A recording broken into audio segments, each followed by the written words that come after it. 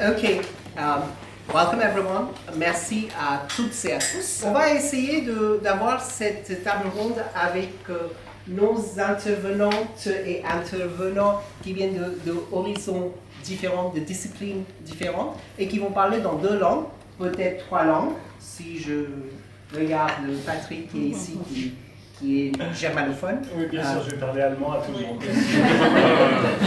I only know the word schnell in German, that's all I know. Donc on va essayer de faire ça. Si jamais vous êtes un peu coincé parce que vous n'arrivez pas à suivre dans une langue ou dans l'autre, vous nous faites signe et on essaiera de traduire pour vous comme on peut. Donc bienvenue à toutes et à tous, welcome everyone. We are extremely delighted. It's an immense honor to have with us Todd Reeser from the University of Pittsburgh. And Todd is going to give a lecture because he is the chair of Institut du genre. And I would like first to welcome Todd to Université Paris-Cité and the Cité du genre. And before we begin, I would like to invite Luca Greco, who's representing Institut du genre, and Virginie Bonneau, the director of Cité du genre, to say a few words and open the table ronde.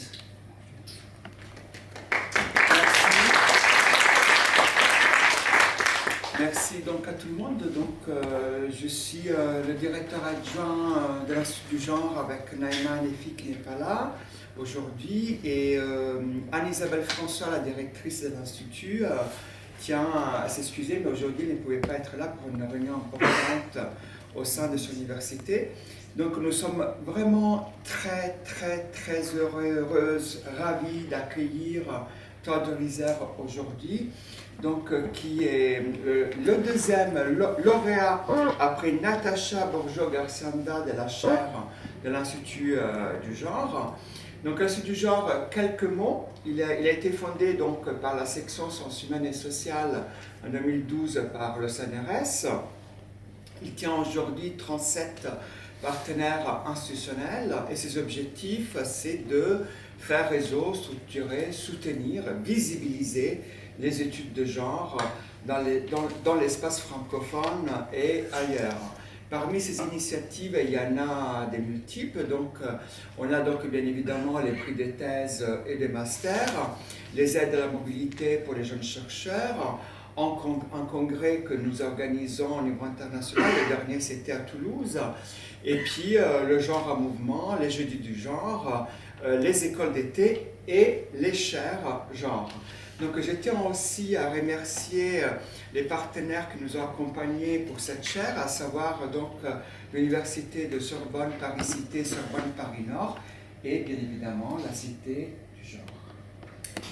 Alors moi je vais aussi vous dire un tout petit mot sur la Cité du genre. C'est également en fait, un institut interdisciplinaire de recherche et de formation en études de genre, qui est un petit peu plus local parce que c'est UP-Cité avec des partenaires privilégiés que sont Sciences Po, INALCO et Sorbonne Paris-Nord. Donc voilà, cette table ronde aussi s'inscrit dans ces partenariats. Ça fait à nouveau un réseau, mais on n'a jamais assez de réseau et de structure pour les études de genre. Donc je pense qu'il faut se réjouir du soutien institutionnel qui peut être donné aux études de genre. On propose plein de choses aussi. Ce que je vous propose, c'est plutôt de regarder notre site internet pour découvrir tout ce qu'on peut proposer en termes d'événements, de financement pour les doctorants, pour les enseignants-chercheurs, pour des projets de recherche, etc. Si vous êtes par ailleurs doctorante du UP-Cité ou enseignant-chercheur, enseignante-chercheuse du UP-Cité et des partenaires que je viens de citer, vous pouvez tout à fait rejoindre la Cité du genre en vous inscrivant sur le lien qui est mentionné sur le site de la Cité du genre. Je précise également que cette table ronde s'inscrit aussi dans le cadre des mardis EDI du UP-Cité, en lien avec la journée mondiale contre l'homophobie, la transphobie et la biphobie. Et voilà, je m'arrête là, je pense que l'important c'est qu'on puisse écouter les collègues. Merci beaucoup à Todd Reeser et puis aux collègues qui ont accepté d'animer la table ronde. Merci. We are extremely delighted to have Todd Reeser with us. So Todd is actually a double invitee. We are two hosts hosting Todd. There is my colleague from USPN, Université dis-moi si je dis le vrai nom, Oui. parce que j'oublie les noms. Université Sorbonne Paris-Nord, Professor Chantal Zabu, and myself who are hosting Todd, and we had this application at the last minute, which was then co-hosted by Cité du Genre, and we were extremely delighted and thankful, of course. And so, without further ado, I would like Todd to now give us a lecture on critical masculinity studies.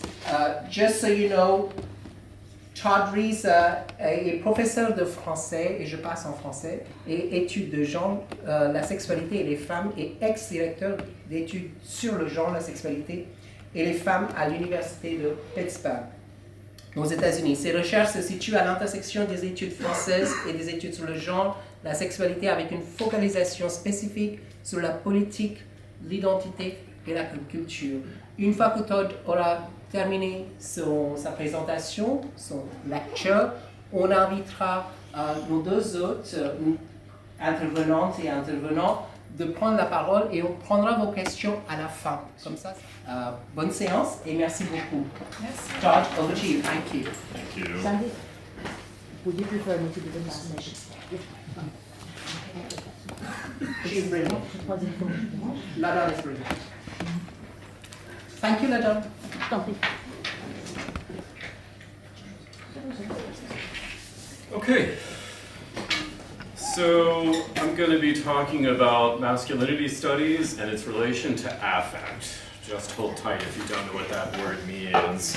Facebook founder Mark Zuckerberg, not long ago on the American podcast hosted by Joe Rogan, claimed that American corporate culture, quote, is pretty much culturally neutered and needs more masculine energy.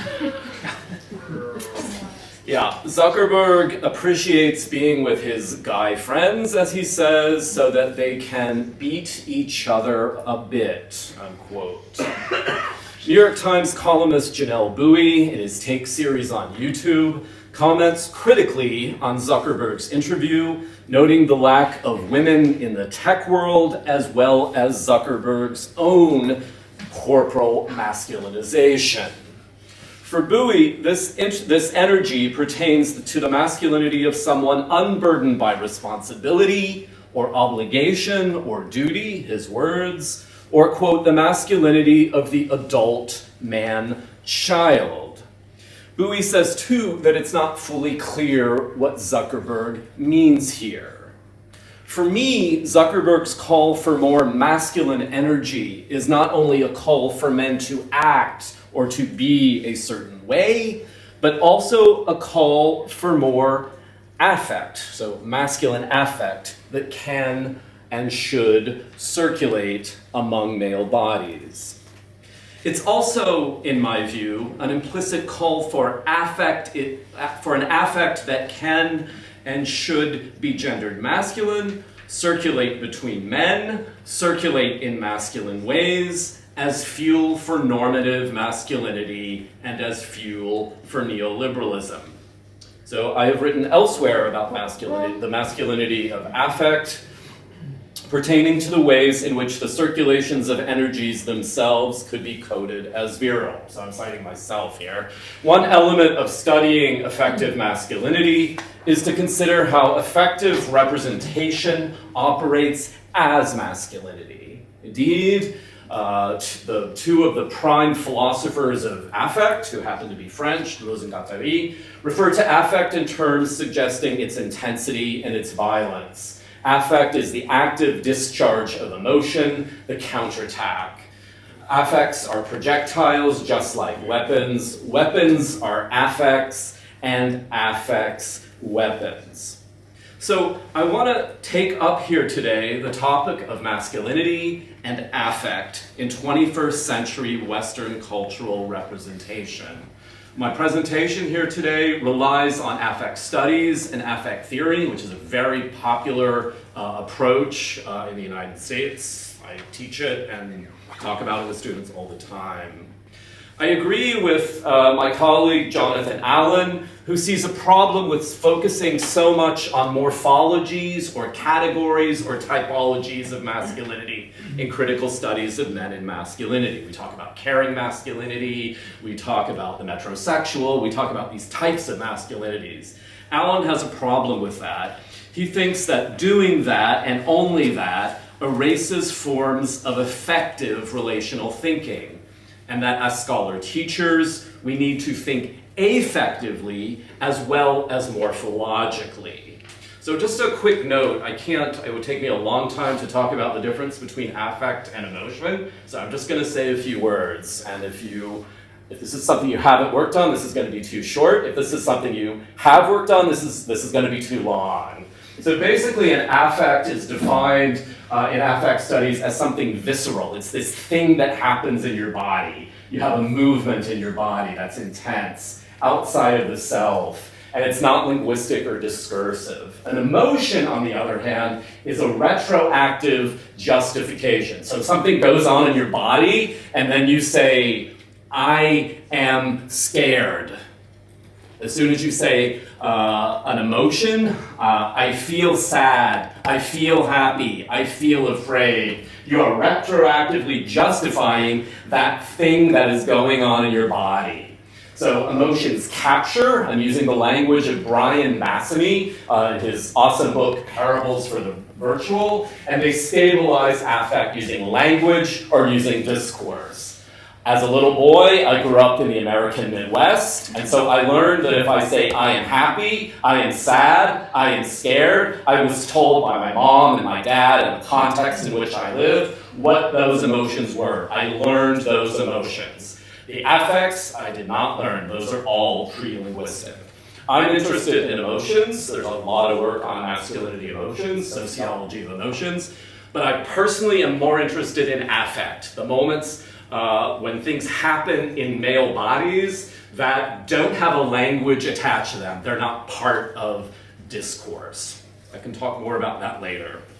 So in what I want to do here today, I'm going to position myself in line with previous work on masculinity and affect. And there's basically two approaches where masculinity and affect meet in critical studies of men and masculinity. First, the difficulty of representing affect, so no discourse, it's hard to read, it's hard to know when you have one, may allow forms of hegemonic masculinity to be taken for granted.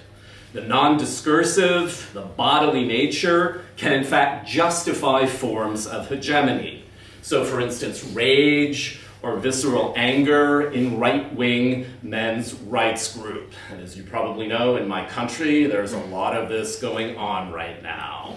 Visceral rage in male bodies against feminism, against gay marriage, against transgender rights cannot be disproven because it's felt corporally. It goes without saying, as it often says. Jonathan Allen has this great article called Phallic Affect that makes this exact argument. I love this piece.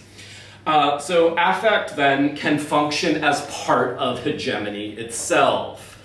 Scholar Rainer Muluf discusses what he calls effective hegemonies, or as he puts it, effective dynamics that can stabilize to form local power structures. So if many men get together and that they decide that they respond viscerally and negatively to transgender rights, for instance, a hegemonic dynamic in a given cultural context may become a cultural effective hegemony. I would place Mark Zuckerberg's call for masculine effective dynamics in this category. So that's option one, not the one I like. Option two, this is the one that I like. So this is another wing of affect studies where affect does something very different. It has a positive valence. It can revise, it can redo, it can revamp masculinity for progressive, for caring, for queer, or for pet feminist ends. So if you want this slide, this is a bibliography of this kind of work. you'll see my name several times because this is a topic that I'm very, very interested in. So just to give you a sense, this is me citing myself again. If affect is defined as a body's capacity to affect and to be affected, a male body may be affected by the masculinity of affects and its gender affected and reconfigured. So one example that I use when I teach affect and masculinity is a Swedish film called Force Majeure. I'm not going to go into this, but there's this great scene that I love to use with students where the main character, Tomas, has what I call a masculinity breakdown. And as the film goes on, his masculinity changes in more progressive, I would say feminist ways. So we can think about these moments in film, for instance, where something happens effectively that changes gender. It changes masculinity. So my aim here today, then, is to take these ways of thinking about masculinity and affect into another direction. I want to enter into the realm of the failure of masculine affect. I want to ask what it means to perform or to stage the failure of masculine affect. So let me take as a quick example of what I want to discuss a 2020 Italian film called The Eight Mountains. It won the jury prize at the Cannes Film Festival, actually. In the opening section of the film, Pietro and Bruno spend time together as boys in an alpine village. They're close. They definitely love each other, but it's clear that it's not a gay relationship. After a long hiatus, they reconnect as men, as adults, and they decide to realize a dream of building a house high up in the Alps on property owned by Pietro's father, who has since died. This collective endeavor embodies and constructs love that includes a series of affective intensities. They're all throughout the film. Bruno notes at one point that in his dialect of Italian, there was no discourse for talking about emotion, and that only when he started reading literature did he come to see that he could express emotion in language. He remains connected to pre-emotional affect, as does Pietro, who, although he is a professional writer, is connected to the affective world in the mountains with a man that he clearly loves. As he notes about his life as a man in the voiceover, my life seemed partly that of a man, partly that of a boy.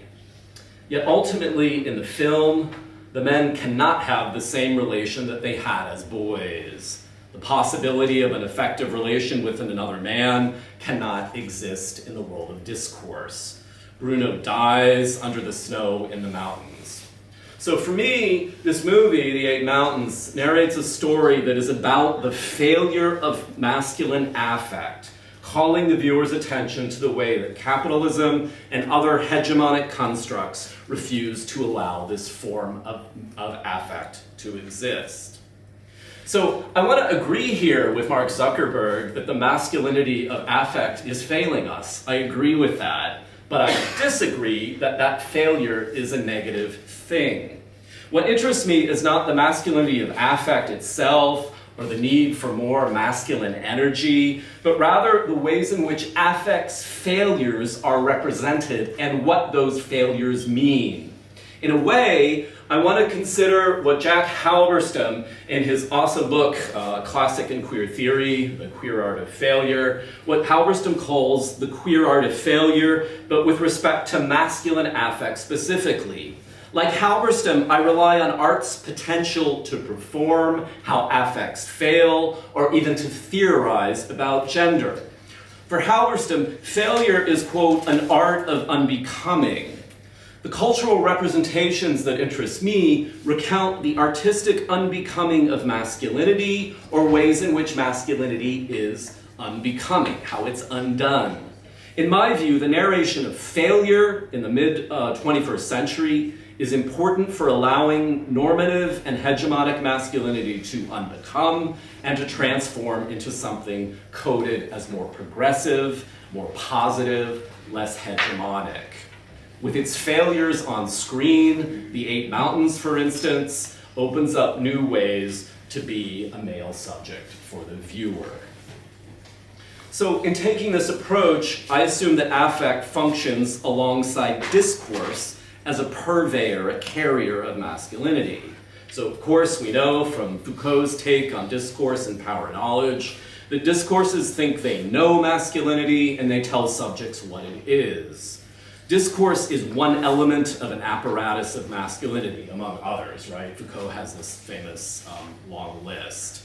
And as you probably know, right, the word that Foucault famously uses in French is dispositif, which is very difficult to translate in English. There's no equivalent. I prefer the word assemblage. That's the way I think about it. So in Foucauldian methodologies, discourse serves to harness and channel masculinity, even as at the same time it can be resisted. So I talk about Foucauldian approaches to masculinity at length in my book, Masculinities in Theory. So in a way, like I'm tossing out my own book here. So I agree with Muloff that, quote, locally established affective interaction patterns should be included in the list of elements that constitute a Foucauldian dispositif, in addition to discourses, practices, and institutions. In fact, I'm arguing for critical studies of men and masculinities to consider affective failures, to embrace them as representational modes with the potential to resist or transform normative masculinities. So in this spirit, what I want to do is I want to consider some examples, some representational case studies from various media to illustrate how I've been thinking about the failure of masculine affect. These examples are offered not so much as to analyze the text in question, but really to model approaches for reading affect in text. I'm trying to give examples so that you can think about whatever you work on and how to think from this perspective. So these are just meant to be case studies. Also, I want to say, I am not an ethnographer of reader response. That's not the approach I'm taking here. I don't take up what Ernst van Elfen calls the effective operations of art and literature, or how works of art produce shock to thought. Nor do I take up what Michael Ball calls the affective effect, or the elements and aspects in the artworks that trigger the occurrence of affective intensity, right? So when you read, you watch a movie, you have an affective relation to that text, right? We could study that, but that's not what I'm going to do here today. What I do is follow film scholar Eugenie Brinkema, for whom affect is a problematic of structure, form, and aesthetics. So cultural structures, cultural forms, cultural aesthetic representations can shock viewers, of course, and invite them to rethink or to re-experience masculinity. The examples I'm going to show you have done that to me. That's why they're in my talk. The very need to read for affect, in my view, is additional proof that it is affect, not immediately legible to us as such. Or as Brinkema puts it, quote, it is only because one must read for it that affect has any force at all. That's what I'm going to do for you next, is do some readings. My first one is a Belgian film. Belgian filmmaker Lucas Dolt's 2022 film, Close. Has anyone seen this film? I'm just curious. Yay! Okay, great. So the opening scenes of this film are composed of breathing. The film opens, the credits ends. It becomes clear that the breathing subjects are two pre-adolescent boys in some kind of an abandoned stone building. They're playing that they're under attack by enemy forces. As the viewer learns later, they are under attack. The film treats the connection of boys that cannot remain as such, under attack by a masculinist, homophobic culture that has no words for the kind of connection between the two boys. The two boys, Rémi and Léo, are under attack by normative constructs of masculinity. They escape from the enemy in the opening scene because the constraints of gender have not yet won the battle. But the constraints do achieve victory over the course of the film. Rémi takes his own life because Leo pushes him away, unable to handle societal constraints of masculinity that refuse to allow their connection. The film ultimately recounts the failure of closeness during a period of life between adulthood and boyhood. Part of Leo's coming of age is not simply the end of male closeness, but the impossibility of caring affects, or the affective hegemony of adult masculinity. So if Close as a film narrates the end of affective intensities, it is in part through affective structure, form, and aesthetics. An important element of the film is that Raimi plays the oboe. It's an instrument that I'm told by oboe players is extremely difficult to play because of the intensity of blowing that has to enter the instrument. But that's not the only form of music in the film. Heavy breathing, or the blowing of air, for me embodies the non-discursive qualities of affect itself. So I'm interested in how affect, as a non-linguistic thing, can be represented. For here, it's air. It's the way in which air is represented. The breathing on which the film opens introduces the boys as joined by a force beyond the body. As they run from the imagined enemy, so we're back to the opening scene, their breathing takes over as they run through a field of flowers. The visual beauty of flowers cannot be separated from their affective link. Their affect is aesthetic, I think the film is saying. As the two boys lie in bed together late at night, Leo recounts a story to his friend about a yellow baby duck just hatched that meets a lizard, an animal the duck has never seen, and then he jumps on a trampoline all the way up to the stars. After his story, he begins, see if this works. Yes.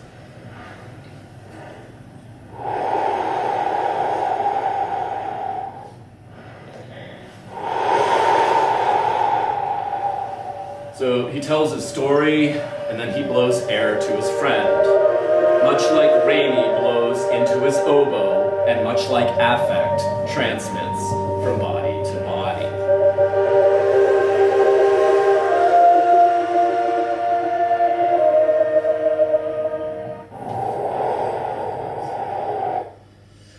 This striking scene, I love the scene, and it's longer too, that was just a little clip.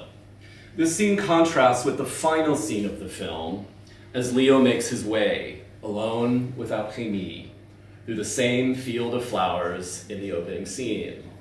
But here, there is no air, there's no breathing, there's no form to affect. Leo will head forward towards adulthood without affect of his kind. I don't know if you just saw that, but Don, in fact, makes an almost imperceptible cut in the middle of this final shot as the camera comes closer to Leo, cutting the past off from the future and cutting affective flow between the two male bodies. Leo will be closer to the camera, closer to gender surveillance as he grows older, but he will be far away from affect. Next part, I call this haptic masculinity. So the film Close employs breathing as its affective form, and I want to turn now to another common form of affective connection, touch. I first focus on a haptic moment in a performance of an all-male English dance troupe called Ballet Boys. Has anyone ever heard of this group? Yes, okay. No, there's English connection. So I want to use as my example a half-hour 2019 performance, which is called Us, choreographed by Christopher Wheeldon. Us concludes with two shirtless dancers in an aesthetically stimulating series of moves suggesting connection. At one key point near the end of the performance, the two perform touch itself. I read this touch moment as embodying affective transmission between male bodies. This affective segment stands in opposition to the first half of the performance, in which 6 men dance together. The music, which you can't hear, but you can see it, the tone and the costumes are very different. The men operate as a group in quasi-military movements, attending to wounded bodies and at times seemingly wounding each other. Most strikingly, the men are moved in non-flowing, often mechanical, jerked motions. The move of the male body suggests some kind of controlling machine or some kind of dispositif that channels the potential of affect, the control of an emotional register. They follow emotional norms as they are under the hegemony of culturally coded ways to feel and to respond. So in this section of us, then, as I read it, affect fails. It cannot be danced. As the men dance together,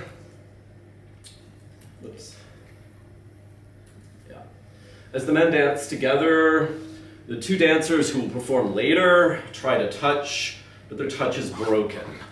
Much of the early part of the dance includes men reaching out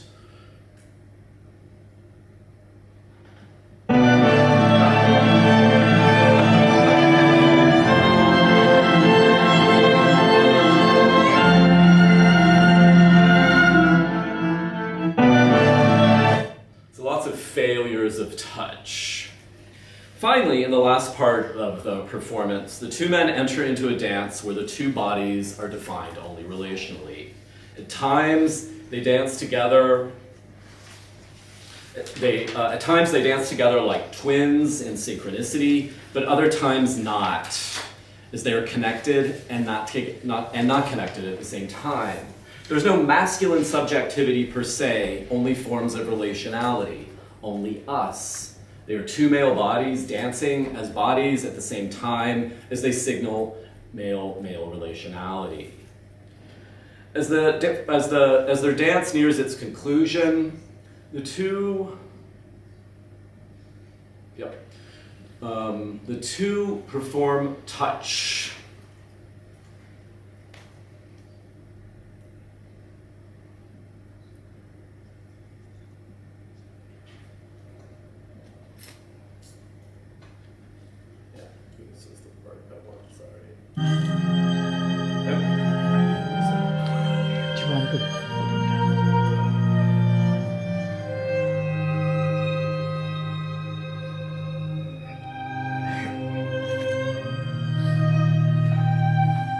So the 2 recoil after touch.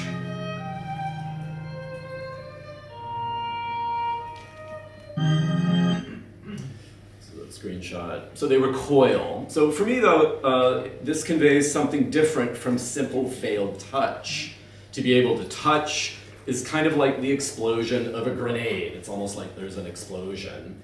The explosion leaves one of the dancers on the ground as the other comes to his side. So my question is, has the touch of affect failed? I would say yes and no at the same time. On the one hand, the violent energy is the culmination of the development of male-male relationality. The 2 dancers are violently affected by the touch of affect, as touch previews an opening to a world of potentiality in which male bodies can interact in new ways and where masculinity is not by definition about a single male body. The touch blows open masculinity, like the projectiles of Deleuze and Guattari. On the other hand, I would say, bivalent affect cannot totally reformulate male-male relationality. It cannot simply transform masculinity. It is also co-opted by dispositifs that destroy its potentiality. One dancer appears wounded by the violence of touch, but it's not clear whether what has died is normal male-male relationality or the possibility that affect will reformulate or transform male-male relations in the first place. So it's complicated, I think.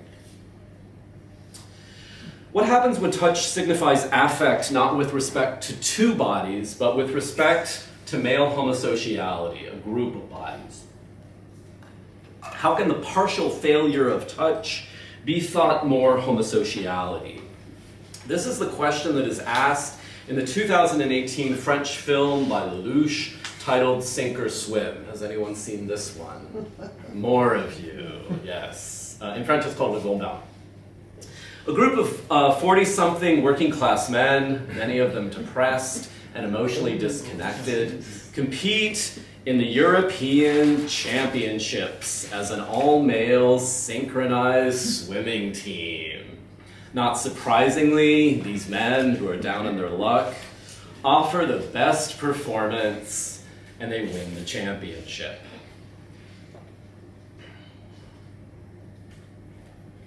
This is a familiar narrative about depressed, cis-heterosexual white men who band together to find a new way to be men, feminizing or queering themselves, but also triumphing and continuing in the process. If you know the English film The Full Monty, it's the same story. As they give a performance in perfect synchronicity at the competition in Norway, the camera focuses in on touch, suggesting that this is the key moment of the performance and perhaps of the entire film, a culminating moment in male homosociality. Yet, unlike in Us, in the dance extract that I showed you, touch does not really gesture towards a new way to live male embodiment with other men. The central representation of affect in the film comes late in the film as the men head back to France from Norway. One of the characters asks the driver to pull over as the sun rises. The characters all exit the bus and they viscerally scream together. You can't hear it, but they are screaming. It's here that the viewer actually learns of their victory, which is not revealed in the scene that I was showing you screen captures from a moment ago. It looks to be an effective moment based on victory, suggesting that in the moment there was no affect per se, only touch. It's also here that for the first time, male-male relationality briefly functions in new manner as the two main characters embrace lovingly, almost kissing. Such affect is not anywhere else in the film, as gender, sexuality, and class constraints hold them in place. The sunrise embodies the potential dawn of new relations among men. And indeed, in the final moments of the film, some of the main characters who were estranged from others reconnect to other people in their lives. Like all of them are estranged from somebody that they know in their family, and then in the final scene, suddenly all the men are reconnected to the people they were estranged from. So it might seem that that effective moment among men opens up some of the men to new relationalities, albeit in traditional structures. But at the same time, so that's on the one hand. On the other hand, I take the film as a failure with respect to masculinity. In a way, Sink or Swim offers a permutation on what Zuckerberg said, inviting masculine energy not so much in the service of neoliberalism, but in the service of the French nation state. The idea of the nation is central to the film, and the victory of the French team equals the victory of the nation. The touch of men is the touch of the nation, precisely the kind of horizontal relation and effective bonds that Benedict Anderson famously discussed in his book Imagined Communities. The depressed men, in a sense, embody the down and out, economically challenged French nation state that has to be recuperated. One of the members of the team, in fact, his name is Avanish, and we know almost nothing about him except that he doesn't speak French and doesn't seem to understand the French. But this character, I think, calls attention by virtue of his present absence to the non-white citizens theoretically included in the nation, but ultimately not part of the narrative of masculinity, not imagined as part of the community. The final scene that I showed you a screen capture from does not include him. He undergoes no transition. He's essentially left behind. So masculine affect may transform somehow, but it also fails because it's a white, nationalized phenomenon allowing for some possibilities, but eclipsing others. The character of Marcus is more virile by his victory, able to triumph as a heterosexual man. It's not clear then that masculinity is really rethought in the film. It's just recuperated and brought out of depression. It does not end in failure, but it ends in a form of national triumph. To touch, then, embodies the failure of masculine affect per se, as it's co-opted, in a sense, by a national dispositif. What for me is a story of effective failure sinks because it is incorporated into dispositif for other ideological ends. Failures of masculine affect may be victories of dispositif that appropriate them for their own ends, co-opting and challenging affect into its own direction. I don't have time to talk about it, but I don't know if you've seen this. This is a more recent film. There's something similar, I think, going on in that film between the two characters, Jojo and Willie. I have a lot to say about that film. Also, I'm not going to talk about this, but people often ask me, what about literature? What about words? Because as you've seen, I'm very interested in visual culture, dance, film. So I don't have time to go into this, but this is a novel that I think fits my rubric, Le Fils de l'Homme. If you know this, it's about intergenerational affect and transmission. If you know the Irish novelist Sally Rooney, somebody I like very much, this novel, Intermezzo, is about two brothers and the failure of affect, right? So I would recommend both of those novels. So I want to conclude, and I want to talk a little bit, I'm going to use an example of visual art. So how might, I want to talk, to conclude then, about not so much how, I want to talk about how men can avoid being affected, but I want to talk about this through the performance of disaffection. So the question I want to ask is, what if masculinity took on a disaffected state? What if it was unable to affect or be affected in a situation in which masculinity might be assumed to have normative affective relations? What if male unfeeling was not simply a problem or a form of stoicism that leaves men inaccessible or out of touch with themselves or with others? What if unfeeling was not something that was stuck on male bodies, but functioned as a form of potentiality? In her book, Yao considers disaffection with respect to gender in race, in this book that I like very much called Disaffected. Asking what it would mean, as she puts it, to rethink unfeeling not as oppression from above, but as a tactic from below. Yao links her approach to Raymond Williams' famous structures of feeling. As she puts it, we may consider disaffection to be the unfeeling rupture that enables new structures of feeling to arise. If marginalized unfeeling is the unrecognized underside of universal feelings of the dominant. So if that's true for her, for me, unfeeling can dismantle universalized affects related to dominant masculinity and imagine new structures of masculine feeling. So in this vein, I want to end with the work of the artist Robin Williams. This is a visual artist who's actually from my hometown in the American Midwest. So I grew up in Columbus, Ohio. Williams produced a series of paintings from 2012 about masculinity. So she has this show, which is called Sons of the Pioneers. It's from 2014. So I want to show you a few paintings from her work. One is her 2013 painting, which is called The Gardeners, with two male bodies who are embedded in this American landscape, in this case, cacti in the desert. The painting positions the male body as part of the landscape to be seen by the viewer. So I'm not sure I would label the men in this painting as disaffected, but they're definitely not dominating the American West. If they are sons of the pioneers, their aim is not to colonize, but to blend in with the land.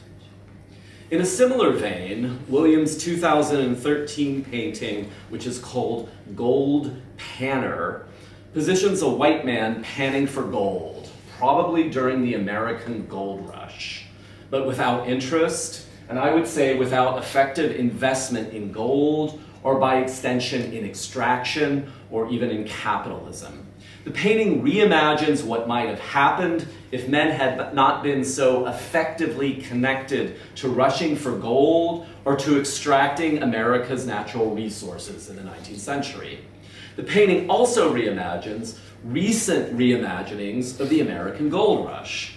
I would juxtapose the painting with the popular American reality TV show called Gold Rush. Has anyone ever no, you shouldn't, but you did, yes.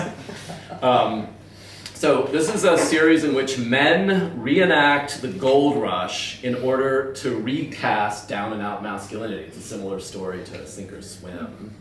As Brian Leach notes about this series, Gold Rush relies on long-standing tropes about resource extraction and settler colonialism, including sentimentality. Williams, for me, then, rethinks what today's sentimental relation to that masculinist past could mean. The painting uses the Renaissance form of the tondo, reinscribing disaffection in a pre-Gold Rush era in which man became the center of all things and the domination of the earth began to become national interests.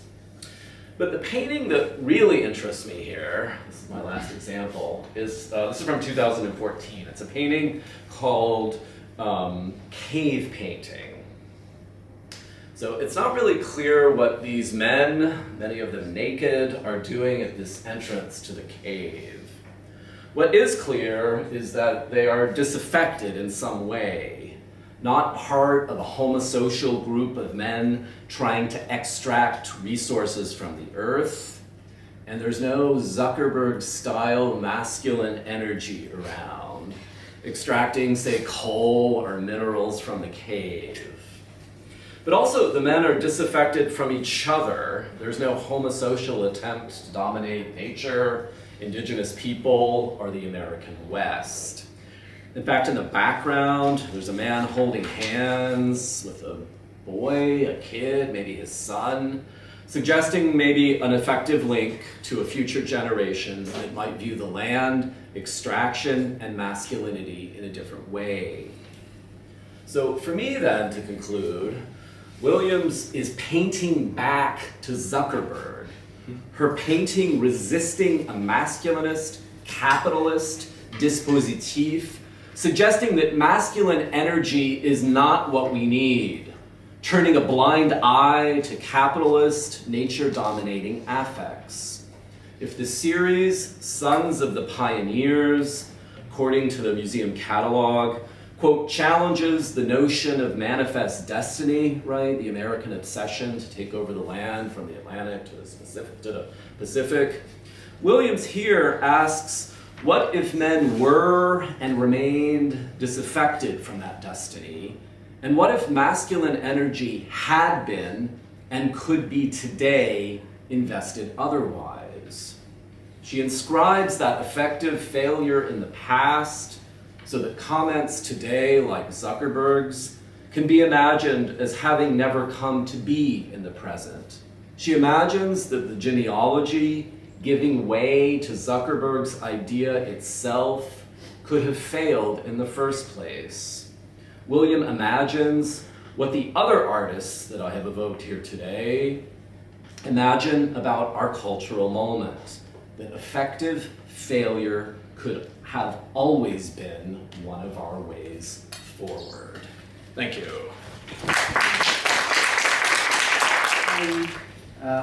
Vanni Lenciès, donc Todd il a fini par la littérature, Vanni va parler de la littérature.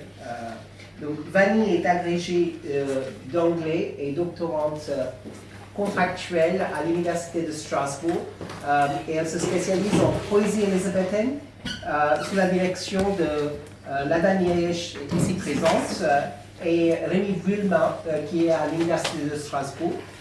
Actuellement, elle est en deuxième année de thèse de doctorat et elle consacre ses recherches à l'étude des représentations de la hideur chevaleresque dans le poème épique du poète élisabéthain Edmund Spenser.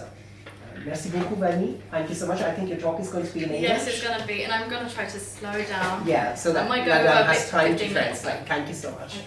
Over to you, Vani. Okay. Thanks. So thank you very much. My approach to the analysis of masculinities is grounded in Elizabethan poetry and in the early modern period, more specifically through Edmund Spenser's The Faerie Queene. The epic poem, first published in 1590 and then expanded in 1596, is comprised of 6 books, and each book explores a specific virtue, embodied by a knight whose main quest is to illustrate that virtue. While Spenser draws upon Arthurian legend and the late medieval chivalric code of honour, The Faerie Queene remains deeply rooted in the aesthetic and ethical concerns of the early modern period, which are also shaped in and through gender.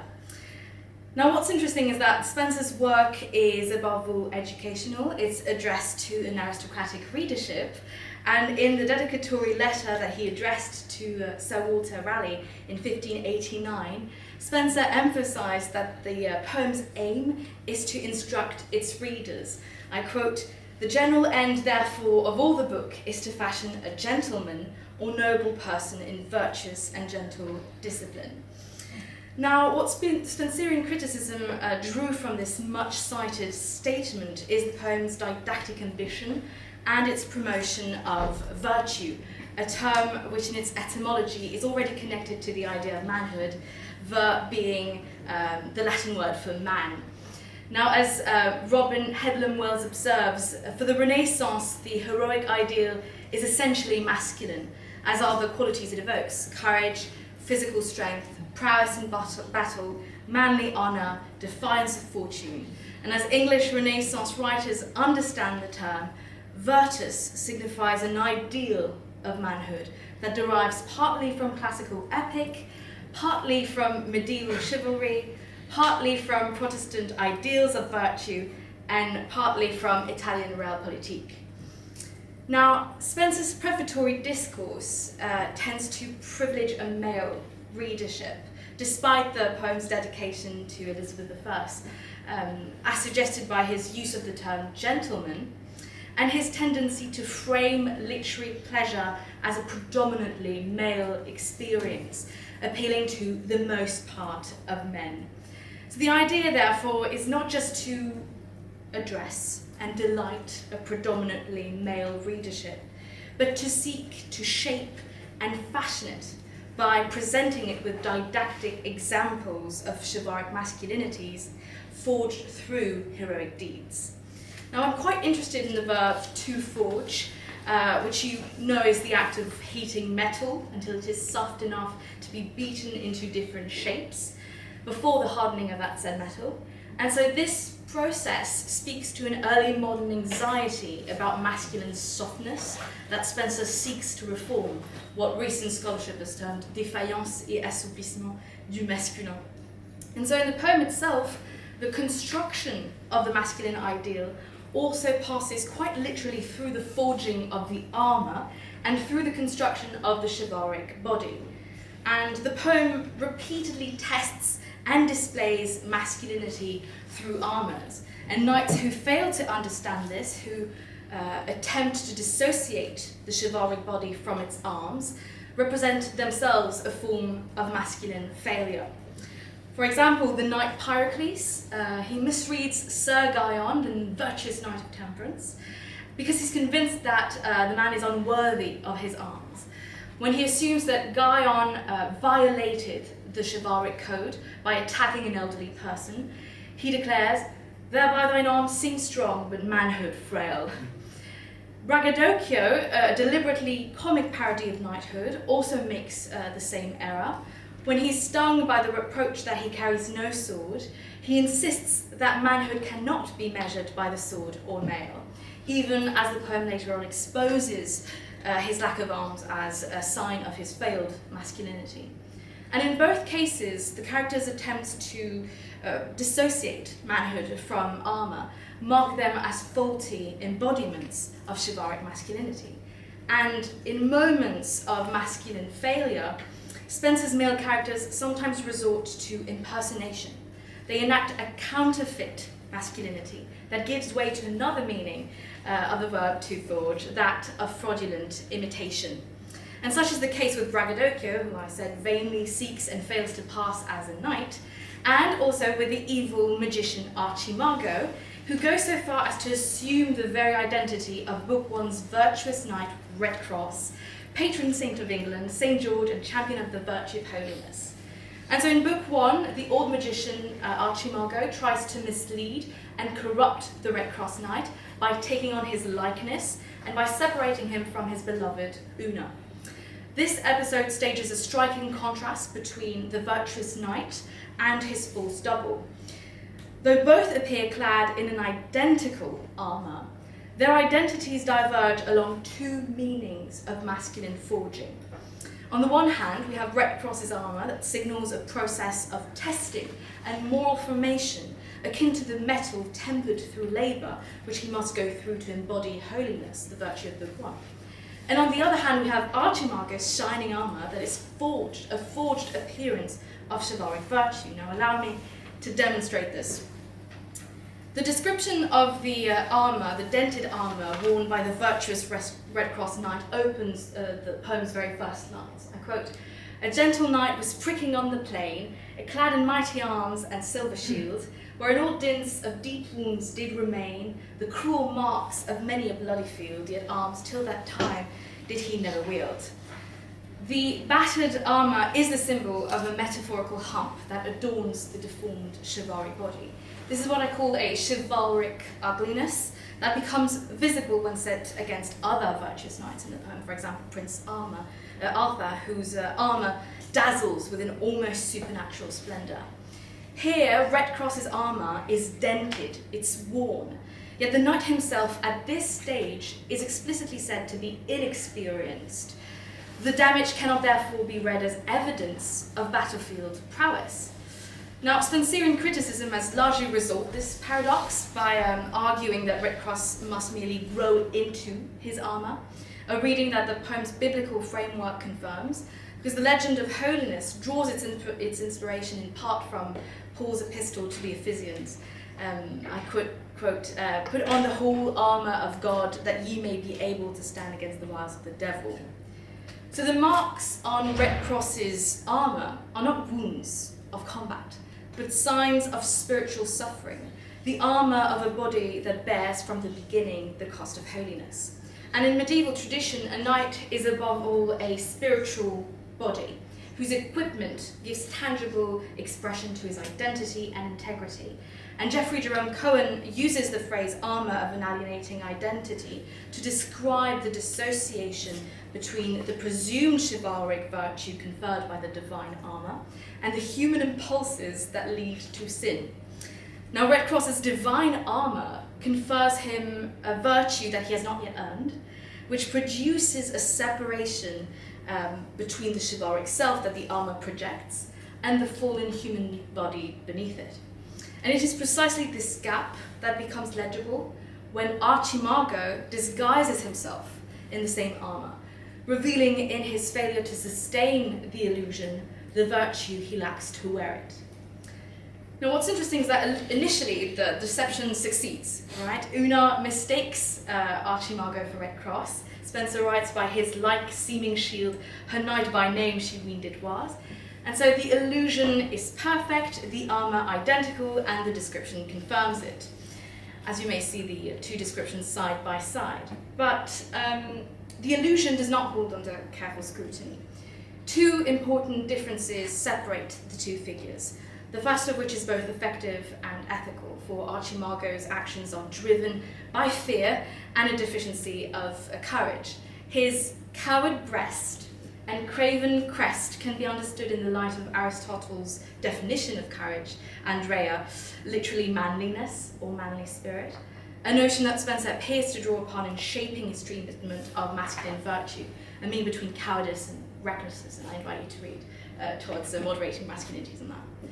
Therefore, Archimago's lack of courage signals not simply a moral failing, but a lack of masculinity itself. His armour, though visually convincing, is just an empty shell. And what's even funnier is that the ornamental armour even renders him more vulnerable as he's being attacked by a knight who mistakes him for Red Cross. Archimago tries then to surrender by taking off the armour, therewith in haste his helmet gan on lace. But when the helmet is removed, the illusion collapses, revealing not only fragility, but old age. And this is what Cohen theorized as the alienation of the body, right? In divesting himself of the armour of another, Archimago returns to her body within sin, that keeps its physical integrity by avoiding the fight, but which also returns to its imperfect, sinful status. As Archimago proved incapable of upholding the virtue that the holy armour demanded of its wearer, it became too strong for the frail frame it encased. And so, stripped of the armour, Archimago returns to an aged, degenerate body in which decay is at once physical and moral. I quote, "But when he sees his age and hoary head of Archimago old, his hasty hand he doth amazed hold." The second major difference between Archimago and Red Cross is how the armour is aesthetically described. The elaborate crest, a bunch of hairs discoloured diversely, the feathers on the helmet, they belong to a culture of display rather than combat. As Richard Barber notes, such crests constructed of light materials would have been totally impractical for real warfare. And Spencer here gestures toward the late Tudor transformation of chivalry into spectacle. With the rise of print culture and the continued popularity of chivalric romance, what might be termed an aesthetics of chivalry emerged.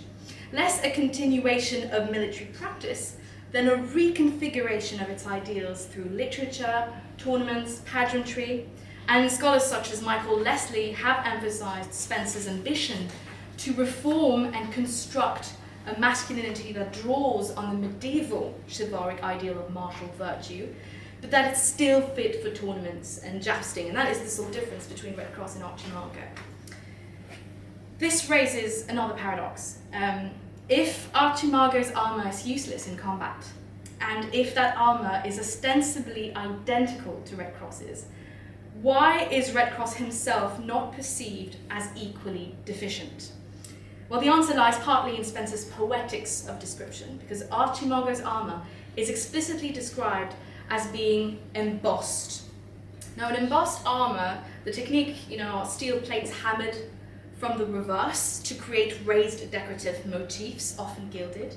Well, an embossed armour was a high-status parade armour designed for ceremonial display or jousting, not battlefield use. And in his critique of superficial chivalric masculinity, Spencer employs a form of literary disfiguration. Where Archimago's armour is embossed, pushed outward, a sign of manly ostentation, ultimately empty, Red Cross's shield bear dents, marks pressed inward by blow and pressure. The two processes are near inversions of one another. One surface swells outward in proud display, and the other is driven inward by Christ-like suffering. And in an act of poetic rewriting, Spencer emphasizes Red Cross's virtue by omitting the luxurious and ostentatious nature of his armour and transforming it into a mark of warfare, the ultimate sign of an early modern masculinity that aspires to reconcile the spectacle of chivalric display with the demands of real warfare. So two different men with two sides of the same armour. Lisa Solovsky's explanation of the ages of man tradition in early modern culture proves useful here. She notes that Spencer's contemporaries divided male human life into 4 stages: childhood, youth, man-age, and old age, and that youth and man-age are analogous to knight-errantry and householdership. And she explains that the virtuous man, as he ages, accepts the passage from knight-errant to governor and ruler. What Solovsky does not address, however, is the tension between youth, man-age, and old age, and that this episode makes apparently visible. And so Archimago's failure to impersonate Red Cross is twofold. First, he lacks the bodily capacity that knight-errantry demands, the strength, the vigour, the flesh of youth that he attempts to counterfeit. Old age, although not inherently unvirtuous in the poem, reveals a physical inability to embody a chivalric form of virtue, based on military prowess. Thus, the conflict is not merely one between knights, but between opposing stages/ages of manhood. Secondly, Archimago lacks Red Cross's virtue, as he comes to represent precisely the figure of the old man in the Pauline logic of renewal. As the passage commands, I quote, that ye put off the old man which is corrupt according to the deceitful lusts, and that ye put on the new man which after God is created in righteousness and true holiness. So the allegory suggests that Archimago embodies the unrenewed man, not only old in years, but the natural man, bound to the corruption of sin. Red Cross, by contrast, figures the new man that Archimago tries, yet fails to put on. By doing so, and by the final dismantling of the illusion, Spencer questions how chivalric masculinity is assembled, visually, morally, spiritually, through external signs that can be stolen, misread, ugly, or forged.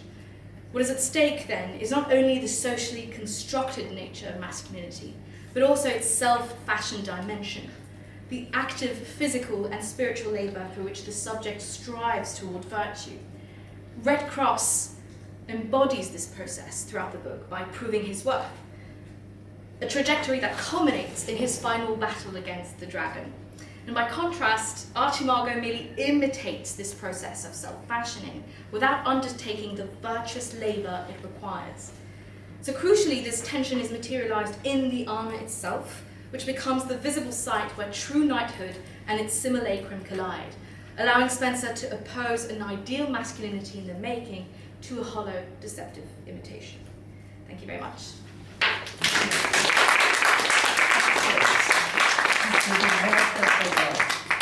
J'aurais des questions à poser, hein. Ça m'a donné beaucoup d'idées sur socially constructed et self-fashioned. Yes.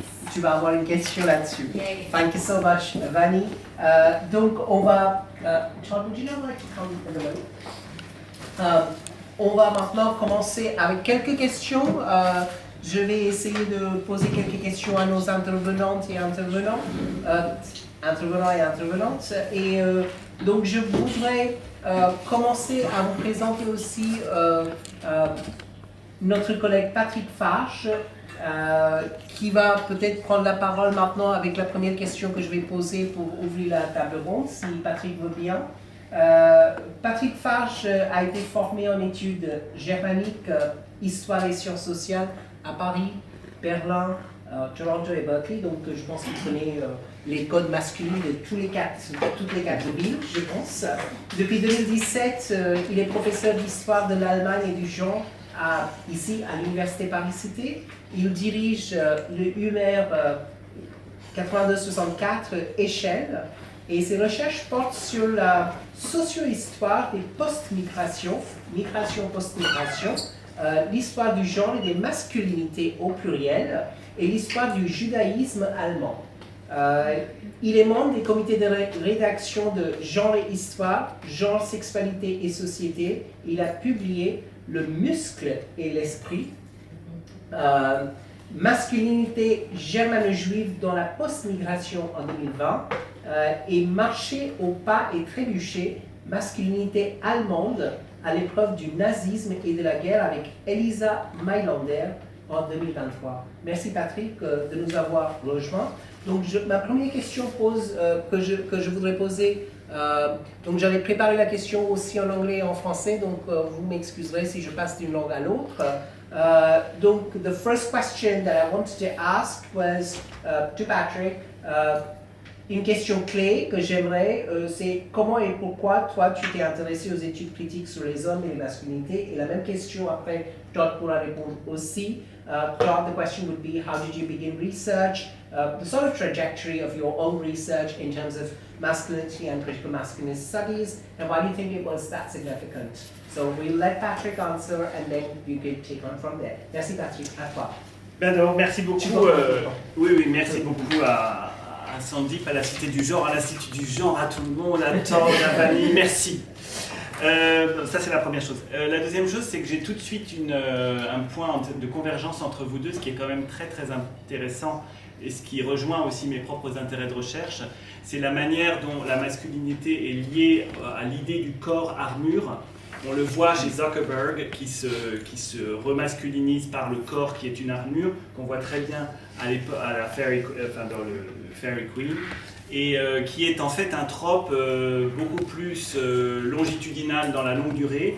On imagine immédiatement en fait la réaction dans le discours et dans l'imaginaire aussi post-Première Guerre mondiale du corps armure, alors que la Première Guerre mondiale a montré justement que l'homme soldat était extrêmement vulnérable à la technologie, etc. Donc ce trope du corps armure est quelque chose qui est à la fois dans la longue durée, alors ça c'est un peu l'historien qui s'intéresse à ça évidemment, et en même temps l'autre tension qu'il y a, c'est celle à voir toujours dans l'histoire, à des moments récurrents, l'idée de crise de la masculinité.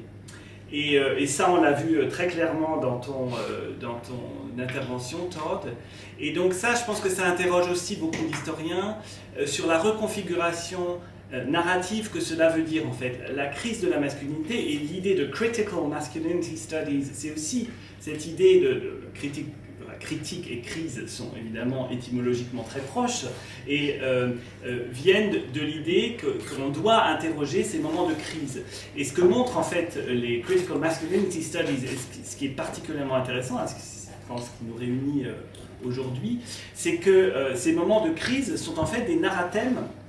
Enfin, la crise de la masculinité est un narratème, c'est-à-dire une brique de discours qui est reconfigurée à des moments historiques différents pour réinstaurer une forme d'hégémonie masculine, avec des codes qui ont changé, avec des codes qui évoluent, qui sont historiquement, socialement, géographiquement situés, culturellement situés, mais pour, dans tous les cas, remettre au sommet de la hiérarchie une forme de masculinité qui va se dire neutre, qui va se dire non marquée, qui va se penser comme naturelle, et qui va du coup, pour l'historien, l'historienne, ça pose la question, comme elle n'est pas marquée, elle ne laisse pas beaucoup de traces.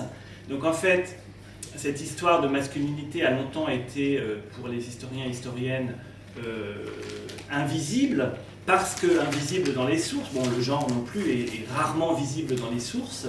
Il y a des sources qui en parlent, mais c'est quand même relativement rare. Et ça oblige à réinterroger les sources avec cette grille de lecture du genre, cette grille de lecture genrée, cette grille de lecture qui essaie de trouver les mutations d'une masculinité qui se définit elle-même comme étant toujours hégémonique, donc comme étant toujours naturalisée, en tout cas la plupart du temps. Et donc pour répondre à ta question, cher Sandip, en fait, l'intérêt, alors je suis germaniste effectivement, donc ultra minoritaire dans cette salle, pour plein de raisons. La question de la masculinité, je l'ai rencontrée en fait dans un domaine qui était resté vraiment complètement marginal de ma thèse, mais qui est devenu très important, qui est en fait des camps d'internement. Bon, je suis historien de la Seconde Guerre mondiale, historien du judaïsme allemand, tu l'as dit, donc historien de la persécution des juifs d'Europe centrale et d'Allemagne sous le nazisme, histoire du nazisme aussi, et donc il y a beaucoup d'histoires d'internement, pas que des histoires de camps de concentration et d'extermination, mais aussi des camps d'internement. Et donc dans ces univers monogenrés, on a des formes d'homosocialité masculine, dont il a été question chez Todd aussi, qui ont été... Donc il a fallu chercher des outils critiques pour penser les dynamiques de genre qui étaient à l'œuvre à l'intérieur d'un groupe monogenré d'hommes. Et c'est là que quelqu'un comme la sociologue australienne Raewyn Connell est très importante, parce qu'elle permet de penser des masculinités hiérarchisées entre elles par des logiques de genre, par des dynamiques de genre. Et on doit énormément à la recherche féministe, et on doit énormément à l'histoire des femmes d'avoir développé cet outillage conceptuel, théorique, pour penser aussi les hiérarchies entre les masculinités. Donc voilà, à partir de cet exemple-là, de ces camps d'internement, que se passe-t-il à l'intérieur de ces camps d'internement? Qui se trouve au sommet de la chaîne alimentaire? Qui abuse de qui est complice de qui, la catégorie de masculinité complice. Je pense que c'est une des catégories de la recherche où il reste le plus de choses à faire. Hein. Aussi les masculinités sans homme, hein, Halberstam, tu l'as cité, Halberstam, Masculinity Without Men, ou l'article en français Une masculinité sans homme dans les revues, la revue Cahier du genre il y a 15 ans. Ça aussi c'est très intéressant. Donc cette déconnexion, et je m'arrêterai peut-être là-dessus sur la première partie de la réponse. En France, il y a eu longtemps une école majoritaire d'une histoire de la virilité, qui s'est notamment traduit par un volume, enfin par 3 volumes au Seuil. Donc le Seuil, c'est... Je sais pas comment traduire. C'est le Seuil, quoi. Donc dirigé par Vigarello, Courtine et Alain Corbin, donc 3 grands historiens du corps, des émotions aussi, de la marginalisation, et qui se sont intéressés à la masculinité, mais se sont intéressés en fait à la virilité, c'est-à-dire à ces attributs qui de tout temps sont attribuables à des hommes. Là où une histoire minoritaire en France, qui pourrait être appelée une histoire sociale, des masculinités au pluriel, incarnée par exemple par quelqu'un que Anaïs ici présent connaît bien, Anne-Marie Saune, qui a été professeure d'histoire à l'ENS de Lyon, une histoire sociale ancrée dans les pratiques, ancrée dans les pratiques quotidiennes, les micro-pratiques aussi, était minoritaire en France. Là où, évidemment, le germaniste que je suis voyait ce qui se passait en Allemagne, ayant étudié à Toronto et Berkeley, j'avais vu aussi ce qui se passait de l'autre côté de l'Atlantique. Et donc cette triangulation-là m'a permis de voir, et d'ailleurs Connell a été traduit beaucoup plus tardivement en France que dans d'autres pays. La réception d'une manière générale des Critical Masculinity Studies en France, elle est... je n'aime pas trop parler de retard, parce que le retard, c'est toujours une histoire de hiérarchie, mais en tout cas, il y a un décalage dans la réception française. Ça a des avantages, ça a des inconvénients, mais là, en l'occurrence, pour les Critical Masculinity Studies, ça avait des inconvénients. Donc, ça, c'est, disons, sur la première partie de la réponse. Merci beaucoup Patrick. Je pense que je vais juste faire le pont avec ce que Todd a dit. Donc effectivement, ton travail n'est pas minoritaire, en tout cas pas ici. Le travail que tu fais notamment sur cette homosocialité dans les camps, qui est un travail de Alassar Ahmed sur le negative affect. Il y a besoin de cette negative affect, et ça en parle, ça en fait la jonction avec le travail de Todd sur le affect et de Halberstam, de Art of Failure. Tu as beaucoup parlé, Todd, de failure of masculinity. Donc je pense que ça en parle les uns aux autres, sans en dire sur l'état dans lequel on se trouve aujourd'hui, où il y a des traductions possibles ou pas. Enfin, c'est secondaire, je pense, même si c'est important, c'est secondaire. Mais ton travail, effectivement, parle à ce que Todd vient aussi d'exposer. Donc, je me tourne vers Todd pour une réponse à quelque chose, enfin, une trajectoire sur les Critical Masculinity Studies que tu as pu... Oui, d'accord. Oui, donc je reste dans la question de la trajectoire. Wow, you speak French. C'est vraiment... parce que moi j'avais commencé en fait dans les Critical Masculinity Studies quand j'étais en fait à un stade. Je cherchais un sujet pour une thèse, et en fait j'avais trouvé un article dans une revue académique américaine qui s'appelle The Chronicle of Higher Education. Donc c'est une revue en fait qui publie les articles sur le monde académique aux États-Unis. Et il y avait un article, je crois que ça s'appelait The New Men's Studies, mais c'était le siècle, enfin, c'était la fin du siècle précédent, c'était pas hier. Et j'avais lu ça, et j'avais montré ça à mon directeur de thèse, j'avais dit ça m'intéresse. Et je travaillais aussi sur la Renaissance, donc je lisais Montaigne, Rabelais, Marguerite de Navarre, la Pléiade, tout ça. Mais j'avais trouvé un petit peu la même chose que je crois que tu vois dans les textes de la Renaissance. J'avais trouvé des images de mollesse et aussi beaucoup d'images de la modération. Et donc j'avais cette idée, parce que tu as vu mon livre, enfin ma thèse qui est devenue mon premier livre, que l'idéal de la masculinité à la période, c'était la modération. Donc être au milieu, et pas excessif, ou quelqu'un qui est défaillant, enfin, qui manque, mais être au milieu, c'était l'idéal. Hein. Donc j'avais écrit là-dessus. Et donc mon directeur de thèse, c'était juste à ma soutenance de thèse, donc 3 ans, 4 ans de travail, puis il me dit à la fin, "This is a subject that will not last very long, masculinity studies." Je me suis dit, oh shit. Donc vraiment, il y avait à l'époque cette idée que l'étude de la masculinité, c'était un truc de passage. C'était à la mode, et dans 3 ans, 5 ans, ce serait fini. Hein? Et pour moi aujourd'hui, parce que j'enseigne des cours, j'enseigne un séminaire pour les graduate students et aussi pour les plus jeunes. Il s'appelle Masculinities in Theory and Practice. C'est une approche théorique, mais aussi avec des exemples, du cinéma, littérature, etc. Et tout le monde s'intéresse à la masculinité, quelle que soit l'orientation sexuelle des étudiants, étudiantes, genre, il y a aussi le transmasculinité. Enfin, tout le monde s'intéresse à la masculinité. Si on pense au grand problème d'aujourd'hui, donc à mon pays, nous avons quelques petits problèmes. Je ne vais pas rentrer dans les détails, mais à la base, c'est pour moi, c'est un problème de la masculinité. La masculinité de Donald Trump. Bon, il y a d'autres chefs d'État aussi, où la masculinité est un sujet important. Hein. Donc, je vois que ce n'était pas un truc de passage. Hein. Je ne sais pas si la masculinité modérée, c'est l'idéal maintenant. Hein. Aux États-Unis, ce n'est pas vraiment le cas.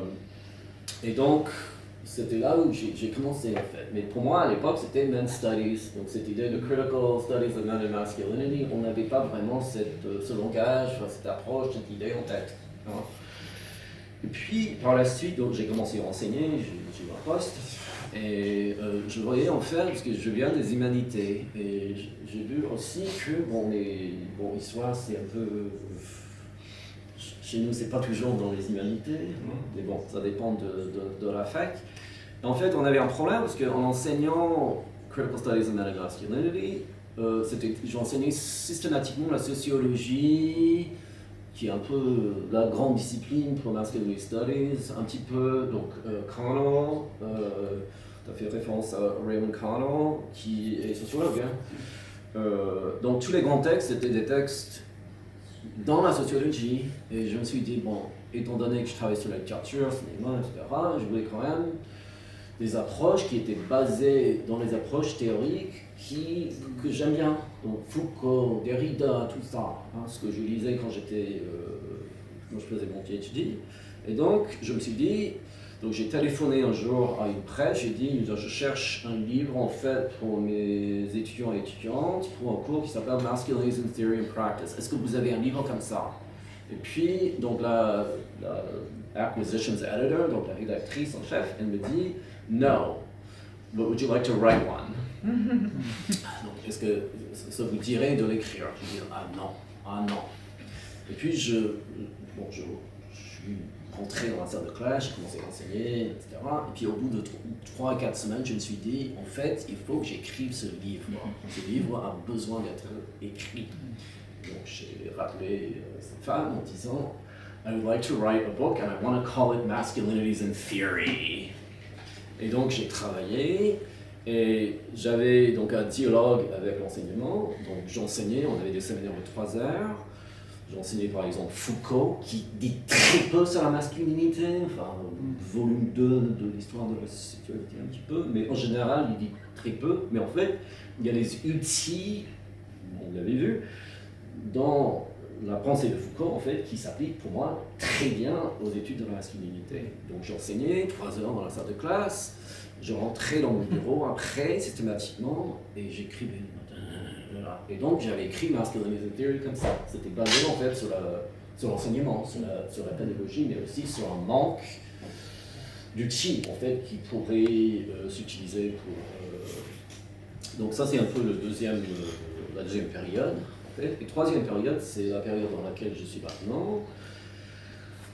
Basé sur l'affect. Parce qu'en fait, bon, j'ai montré une slide là de mon livre, mais en fait, je suis critique de mon propre livre maintenant, Masculinities in Theory, parce que c'est basé uniquement sur le langage et le discours. Donc c'est très French theory, dans le sens américain, quand on dit French theory, c'est basé sur le discours. Et il y a 6 ans, 7 ans, donc j'étais de plus en plus inquiet, et je me suis dit, il faut que je trouve une autre façon d'aborder la question de la masculinité qui n'est pas basée justement uniquement sur le langage, le discours, etc. Bon, c'est pas que je veux mettre tout ça dans la poubelle, mais en fait, je voulais d'autres approches. Et donc à ce moment-là, j'enseignais affect studies. Et puis je me suis dit, parce que les bases des textes en affect studies, il y a beaucoup de textes féministes, Sarah Mann par exemple, il y a aussi beaucoup de textes qui sont dans les queer studies, mais pas vraiment dans les masculinity studies. Et donc c'était à ce moment-là où je me suis dit, il faut quand même que je trouve un mariage entre affect studies et masculinity studies. Et c'est là où je suis maintenant. Et dernière chose, je m'intéresse aussi, parce que tu parlais donc de what's critical, or what is or what isn't critical about masculinity studies. Et en fait, moi je voulais aussi, ce que vous avez vu dans ma présentation, je m'intéresse aussi aux masculinités qu'on pourrait transformer pour que ce soit pas toujours critique. Hein? Donc ce que je dis pendant le premier jour de mon cours Masculinities in Theory, we're going to criticize masculinity, but we also want to think about positive ways of transforming masculinity. Et pour moi, justement, donc affect studies, affect theory, c'est une façon d'arriver à réfléchir de cette façon-là. Merci Todd pour cette réponse très éclairante. Et je voudrais me tourner vers Vanny maintenant, un petit peu. Donc effectivement, moi ça m'a beaucoup plu la présentation. Donc je connaissais pas très bien en détail de Fairy Queen, même si je l'ai lu. Tu speak French? Oui, bien sûr. Yeah, okay. Et du coup, je voudrais juste te demander, tu as soulevé cette question de masculinité qui n'est pas non seulement construite, mais aussi self-fashioned, tu dis. Donc j'aimerais bien connaître un tout petit peu plus sur ça et quel est l'apport de Masculinity Studies dans ton travail d'une manière générale. Si tu voudrais répondre dans la langue de ton choix. Merci. Déjà, je suis très reconnaissante d'être à cette table. Si je peux avoir la même carrière que vous deux, je serais très au moins on commence à la même façon. Tu l'auras. Oui, j'espère. Non, c'est vrai que d'ailleurs c'est un peu marrant parce que j'ai l'impression qu'on tombe dans les Masculinity Studies un peu par hasard parce que mon attrait principal c'est vraiment esthétique, c'est basé sur une culture matérielle, visuelle de l'armure et je pense que je suis tombée un peu par hasard dessus en travaillant sur les leaders féminines et puis après masculines. Et on parle peu en réalité du chevalier. Alors ce qui est intéressant chez Spencer, c'est que finalement le chevalier, on lui laisse très peu d'espace pour se construire. Dès le début, on sait qui sont les gentils, qui sont les méchants, qui vont en fait apprendre au lecteur comment réagir et comment être de bons gentlemen. Donc je pense que le bon milieu en fait finalement, parce que c'est pas que dans la tempérance, c'est dans la modération, pour ce qui est tout ce qui est de culture et de pédagogie en réalité, c'est pas le personnage, c'est pas le chevalier en fait finalement qui se self-fashion, c'est toute la situation qui va avec. Et finalement, plus on avance dans les quêtes, parce qu'à chaque fois, et c'est ça qui est assez drôle chez Spencer, c'est qu'on a toujours une quête finale. Dans le bouquin que j'ai présenté, donc le premier, on a le dragon, et on arrive petit à petit à cette résolution. Et dans le livre 2, et c'est l'exemple que je vais prendre avec Sir Gawain, qui est justement le chevalier de la modération, il est accompagné d'un autre type de masculinité, a pilgrim, a wise guide, qui va l'accompagner pendant tout ce trajet, et c'est lui qui va faire le self-fashioning pendant toute la durée du bouquin. Et on arrive à la fin, et c'est ça où d'ailleurs j'aimerais rebondir avec une question pour Todd, parce que justement Gawain, qui est l'incarnation de la modération, temperance, à la fin, grâce à l'aide de son guide, détruit the bower of bliss. Et donc finalement, on arrive à un moment où la masculinité, qui est censée être modérée, finit par détruire. On revient toujours à une forme de violence d'un soldat aussi qui incarne dans le corps, mais aussi dans les faits, en fait, cette destruction masculine. Et donc, quelle est la limite, en fait? Comment est-ce qu'on peut définir cette masculinité entre modération, entre destruction? Moi, l'aspect est très esthétique, en fait. C'est comme ça que je me guide. Et on arrive à voir toute la pédagogie de Spencer et tout le didactisme du livre. Super, super. Moi, je voudrais juste rebondir là-dessus, comme tu dis, esthétique. Donc, moi, je vais te revenir vers le type, hein, pas le type Foucaultien. Donc, je voudrais revenir là-dessus. Il y a aussi le personnage de braggadocio, Yes. qui est devenu dans la langue anglaise le flambeur, un type de masculinité. Est-ce que tu voudrais partager un tout petit peu ce braggadocio? Ah, il est fascinant. C'est-à-dire que braggadocio n'est pas du tout un chevalier et il tombe par hasard sur une armure, celle de d'ailleurs Gorion, qu'il a laissée derrière lui. Et donc finalement, l'armure va lui servir un peu d'identité pendant un temps. Il va essayer de se construire lui-même. Et on arrive à un moment où finalement ça ne va pas tenir. Il va perdre dans un tournoi. Et c'est là où on se rend compte d'ailleurs de toute cette armure qui est vide. Et ce qui est marrant, c'est qu'effectivement, Spencer a beaucoup inventé des mots pour la langue anglaise. C'est le cas aussi de blatant beast. On a beaucoup de monstres géants. Et donc là, on dit, oh, it's blatant. Et donc c'est pareil, la masculinité saute aux yeux.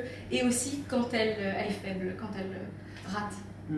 C'est intéressant parce que ça nous lie aussi avec le monde contemporain, parce que chez les littéraires, je ne parle pas dans les gens qui ne connaissent pas la littérature, tout le monde a utilisé braggadocio très facilement.